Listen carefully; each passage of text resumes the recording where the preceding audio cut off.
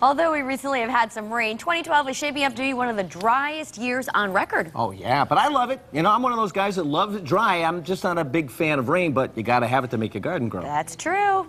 It's causing some problems. Well, right now we have Colleen Plimpton is with us. She's a professional gardener and the author of Mentors in the Garden of Life. And thank you so much for coming in. Great to see you today. You're very welcome. Good to see you. Thank you. Hello, Teresa. Hello there. So you have a new book coming out. This is very exciting. I do. Yes, I do. My new book is about the history of American women in gardening. Oh. From the 1890s through present day. American women have done some amazing things in gardening, and I'm going to tell their stories. I love that idea. Teresa, All right. do you garden? Do you do anything? No, but How I'd about your like mom? to. Does My your mom mom- does, yeah. She has an herb garden, and she's pretty flowers. So you're into the garden. You just don't do it try. yet yourself. Right. I don't have a yard yet. That's the problem. I've killed just about everything in my yard. Fortunately, the dogs are fine.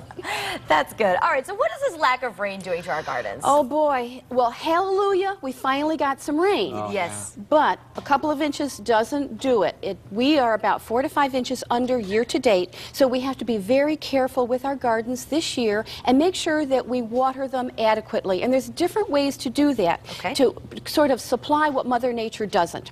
One of the best ways is to use a good mulch, keep that soil temperature even. Another way is to, whenever we plant with compost. Compost keeps the moisture in the soil. Now, when we need to water, it's really nice to have a pretty watering can. That is nice. My French blue watering can. It's not nice, it's a French blue watering can. French blue. And you know what? Because it's pretty, I'm more apt to pick it up and use it. Oh, it's true, right? So, yeah, absolutely. And I keep it filled so that when I dash in to just do something in the house, I can dash out and give my plants a little drink of water. The other thing to do is soaker hoses are just narrow hoses that Soaker hoses, Okay. yep. Okay. And what they do is they have little holes all the way up and down them, and when you turn on the spigot, they will emit water into your garden where you have cleverly placed these little hoses. Your soaker hoses. Your soaker hoses. I thought there was something Germans wore. No, that's needle hoses. I don't know. Now, here's a good tip. This cool product looks like coarse sea salt, maybe. Yes, it but does. when you pour water into it, it becomes like Jell-O. Feel that. It does. Is that cool or what? Wow. These wow. are water-grabbing crystals. When you soak them full of water, you put a lot of water in, and then they absorb that water.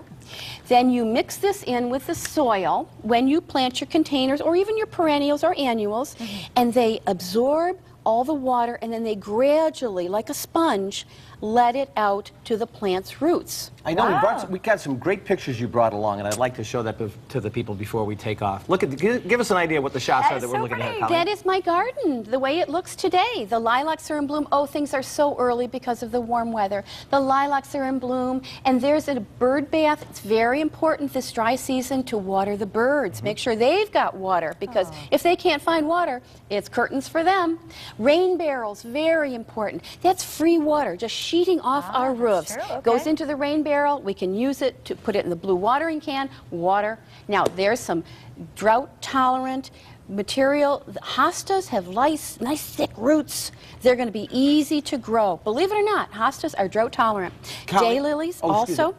I'm sorry, I didn't mean to cut you short, but I want to know, I really want to know when we can go to your garden. I mean, is it something that she and I can go to? You bet. Please come and see my garden. My garden is open once a month. I have what I call open days, and it will be open in May on the 20th, in June on the 16th. I hope we've got those dates there. Yeah, right yes, there. good. Everything's right there. And July on the 15th. All right. Now, there's more information on my website, All right. ColleenPlimpton.com. Come and see my garden. love that. All Don't right, go Colleen. away. Check it out. We've got more Connecticut style coming up right after this. I'm taking the gardening can and go touch up around here.